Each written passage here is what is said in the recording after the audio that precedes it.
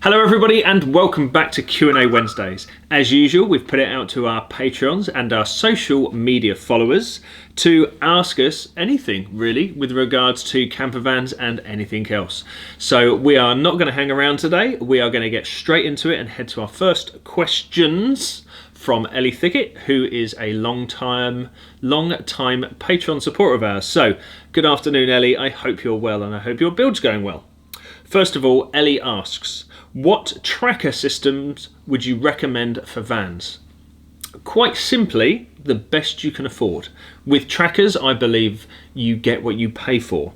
You can go completely budget in terms of tracking your van by buying maybe a used iPhone with a pay-as-you-go SIM card and then using a Find Your Phone application with with Apple operating systems, and then you can find your van by leaving the phone in it, so to speak. So that is probably the cheapest way you can do it. There are systems that plug into your existing wiring, and you can get those on the likes of eBay, and you pop a SIM card in.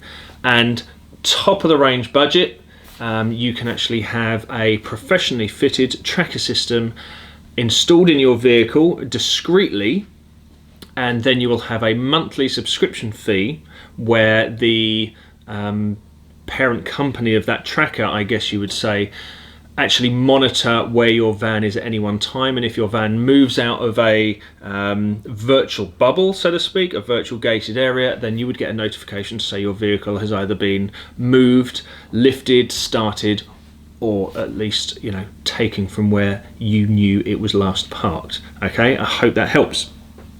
Second question from Ellie. She says, what type of safety equipment for fire and gas, etc.? Now, after a little bit of research, I found out that the best fire extinguisher you can put in your caravan or camper is actually a water mist fire extinguisher. You can back that up with the likes of a fire blanket, if you wish, in your camper van. So if you were to get a fire on the hob or something, you can throw a blanket over it. Now, a water mist, as I've researched, is safe for A, B, C and F fires and is perfectly safe to use on electrical fires. Now, if there's anybody who is in the industry for fire safety, we would love you to get in touch with us, because I think it's a hugely important subject in terms of campers and camper vans. So if you'd like to help us out in any future videos in terms of safety for your vehicle, please email us at info@coomvalleycampers.co.uk. We'd love to work with you. Thank you. So next question is from Cameron Frankham. So thank you, Cameron, for your question. Cameron asks, how to treat and prevent rust. The best way to treat rust is to cut out the affected area and weld in new metal, period. There are shorter term measures or rust converting solutions that you can put on surface rust, which will then prepare the metal, neutralize the rust in the metal. Then you would put an appropriate primer and then paint on top of that. But the most effective way to to treat rusty metal is to cut it out and replace it with new. The best way to prevent rust, if we're talking in terms of the chassis, is to put a good coating underneath the chassis to prevent any water ingress, and any water or dirt that comes onto it should just deflect it off. And if we're talking about on top of the vehicle, regular washing, waxing and removal of road grime. Basically, the best thing you can do is clean your car, your van, your camper, whatever it may be. And in between driving that vehicle, storing it in the dry if possible. I know it's not possible for everybody, but if you can store it in the dry, that would help your vehicle last longer and longer. Thank you, Cameron, for your question. The next one is from Luke Gosling. Thank you, Luke, for your question. He says, hi Leigh, we are nearly at the stage of fitting a split charge relay kit and electrics. Do you recommend any reputable brands for a good, reliable leisure battery which won't break the bank? Budget is around £120-ish. We will only be powering a 12-volt fridge. I assume by that you mean a compressor fridge, some USB chargers and 6 LED lights. Seems a lot of conflicting information on the socials. Thanks in advance, Luke. Luke, that's a very good question and quite an open question as well, because a lot of it's down to somebody's opinion what is the best battery. I am not the leading person in terms of knowledge of batteries. Whenever I need a battery for a leisure vehicle, I get in touch with James at Rain Automotive. We basically order batteries on a case-by-case basis. And we ring James, we speak to him, and he says, for your application, you will need X, Y, and Z. For example, we are building a T5 day van, T5 day van at present. And he has about the same equipment as you, maybe even a little bit less. And in that vehicle, the customer would like the battery under the seat. So we are fitting a 95 amp hour, low height AGM battery. I couldn't tell you the brand at the moment because we've just ordered it and it's on its way. But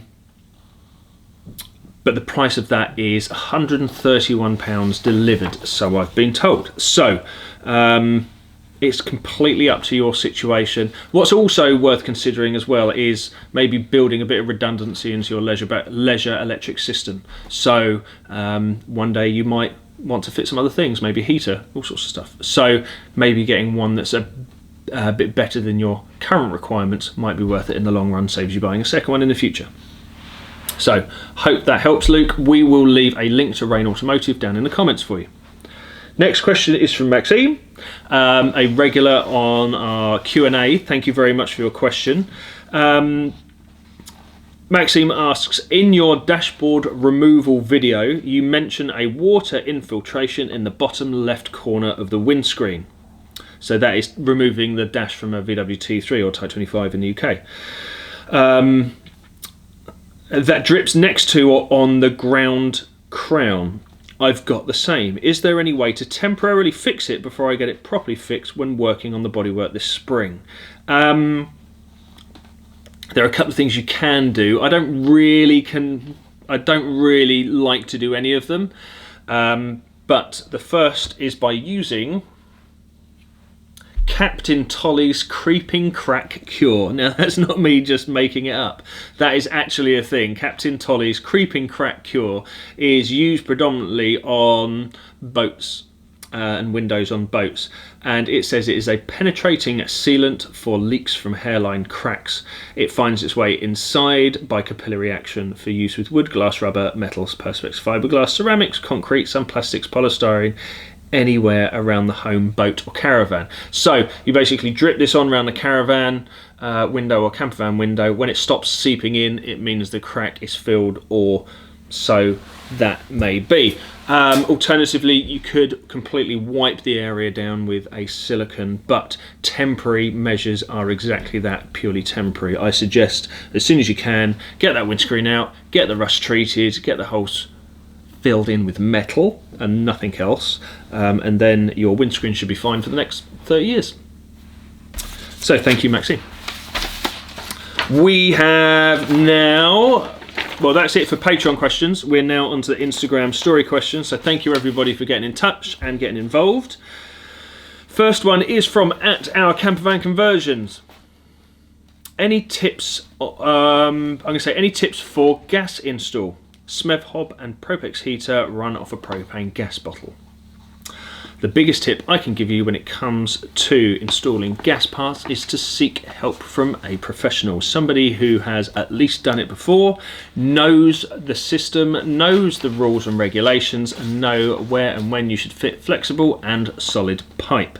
I will not cover a gas installation video in our series of videos, much like I won't cover 240 volt installation in our videos, because well, I do it because I've had training in both, and when it comes to either of those installations, I get those installations signed off by a independent company. So if I was to fit anything, any gas system into a vehicle, I bring in a third-party company to test and sign off that gas installation, and the same goes for 240 volt installations as well. We have somebody come in, certificate it for 12 months, and then when the vehicle drives out of our workshop, it'll have those certificates with it. Okay, so no, not going to give you any tips. I'm going to say seek the help from a professional. Next question is from @Tommy T3 Hughes. T3s are common to have water come in under the cab mats. What is the best way to prevent it?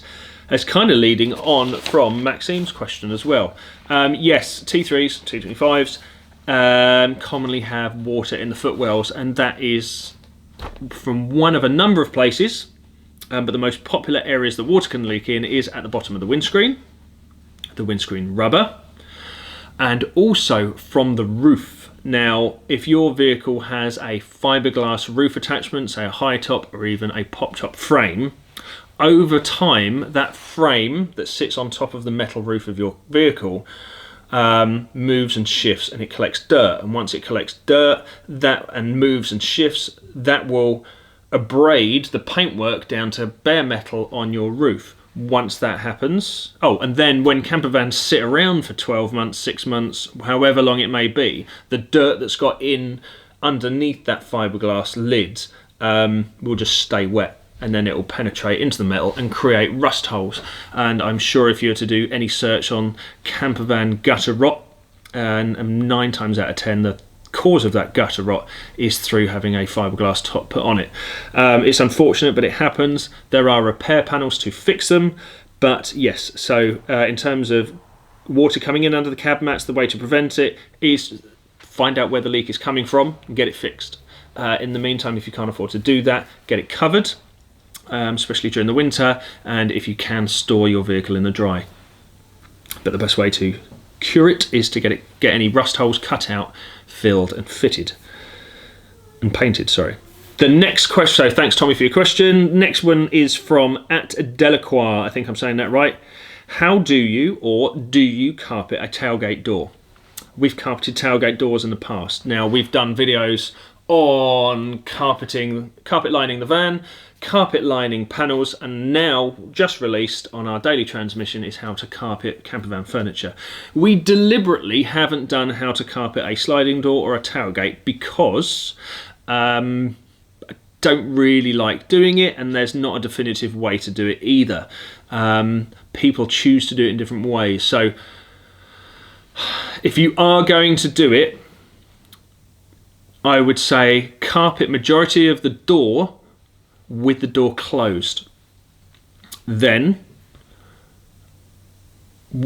open the door, glue around where the door rubber would sit, and then close the door again. So the carpet is trapped between the metal door and the door rubber. Leave that door closed if it's in the dry for a couple of hours, maybe overnight. In the morning, you should then see the depression or the telltale mark of the door rubber in that carpeted area. Then you will know where to trim that carpet. So it's not completely inside the door rubber, but it's a third of the way into that door rubber. So when you close the tailgate and or the sliding door from that point onwards, the rubber door seal is actually doing what it should do, which is preventing water coming in. So the rubber and the metal seal prevents water coming in, and also you will get a flush finish from the edge of the carpet into the rubber seal when looking from inside the vehicle. I hope that makes sense. The trick is to finish it nicely. Now what I will do is I will use the newest, freshest blade I have in my Stanley knife, and I will slice that carpet slightly under tension around the sliding door or tailgate door. I will then neaten it up, and there's lots of different ways you can do that, but I would then make sure that is the neatest cut possible. Other people use rubber trim, some people may use a sealant around the edge, but generally I'm not a fan of how to carpet a sliding door or a tailgate. I hope that helps. Next question is from @JPShields93. Thank you very much for your question. What's better, a standard split charge system or a control panel such as a CBE PC210? That @JPShields93 is completely down to the system you are running in your vehicle. If you have a very simple day van conversion with, say, a couple of USB sockets, a fridge, and some LED lights, just having a simple control panel with a voltmeter on it, a voltage gauge on there, is perfectly adequate. if you're going more into a completely comprehensive build that has water tanks, waste tanks, heaters, temperature sensors, and the need to run multiple systems from one control panel, a CBE PC210 is exactly what you are after. We have just fitted one into a T4, and we will be doing that van tour video very soon, and you will be able to see the PC210 in it. But in that van we have underslung water tanks, we have gas tanks, etc, etc. So yes, that's why we have gone for the PC210. Plus it looks really good. It's almost like a touchscreen LED control panel, so it looks really good. So yes, short answer, completely depends on your build and the requirements of your leisure system. Hope that helps. The last question is from @PennyCaddy. Penny Caddy says, any tips for removing some very rusted bolts holding on caddy roof bars? First of all, I would soak the bolts with a really good penetrating oil such as a WD-40 or something else. Doing that over and over and over again for a week or so, trying to get that penetrating oil right in there. Then trying very gently to crack that bolt to remove it from the captive nut in the roof. The bolt head could actually be a regular hexagonal head to the bolt. It could be maybe an Allen key in the top. Whichever way it is, buy the best tool to fit onto that fixture fitting, and clean it up if it's already rusty. So if it's an Allen key, get all the dirt. It will give you the best chance to remove that bolt. Failing that, if the heads do snap, it is possible to drill out those bolts if they do snap, and then you can, if you do need to reuse that bolt hole for anything else in the future, you can carefully drill and tap that bolt out of that captive nut to fix something else in the future. Also, if that penetrant doesn't work, then you can apply heat very gently or carefully using the right tools as well. So I hope that helps. I had one more question actually from my phone. It's a very late entry. It came in via Instagram, and it is from @AndrewWPD. He says, hi guys, from the hundreds of issues and fixes you can find on a T3, I've solved almost all of them, apart from one, the front door air deflectors. Those attached in a vertical position, I can't find them anywhere to buy, and I don't know how I could make my own either. He says those strips. Now, can I open that? Yes, so what he is looking at is on a T3 door, up this edge, on later models, on Caravels and modern Westphalias, there is actually a rubber strip in here, and it closes the gap between the door and the front panel.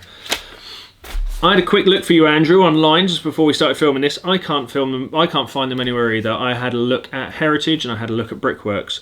There are other companies in Europe that supply parts. There is Work 34. There is also a French company, and the name escapes me. Gosh, what's the name of the company?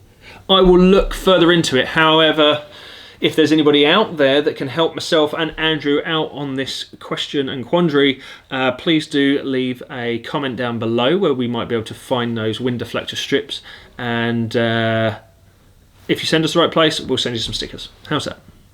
So thank you so much once again to everybody for sending a question. Thank you everybody for watching also. If you would like to become a supporter of the channel, please take a look up here where you'll find the address www.coombe-valley-campers.co.uk. On that website you will find links to our beautiful merch. I'm wearing our flat peak and our fully embroidered, fully 3D embroidered hoodie, and all of our new merch as well. Also, you can become a Patreon supporter there as well, and our Patreon supporters have lots of say in what we do. They also are the first to get their questions answered when it comes to our Q&As, and you will also get benefits like 10% off merch, up to 20% off merch depending on what Patreon tier you have signed up to. In between episodes of Coombe Valley Campers, Q&A and the daily transmission, you can follow us on social media. Facebook, Instagram, and now TikTok. Have a check down there. You can see what we get up to on a day-to-day basis. Once again, thank you so much for listening to Q&A or watching Q&A Wednesday. Before I go, don't forget we've now got a podcast, the Campervan Cast. We'll leave links down below as well for the Campervan Cast. It's great. We really enjoy making it, and I hope you really enjoy listening to it. Thanks again. See you later. Bye-bye.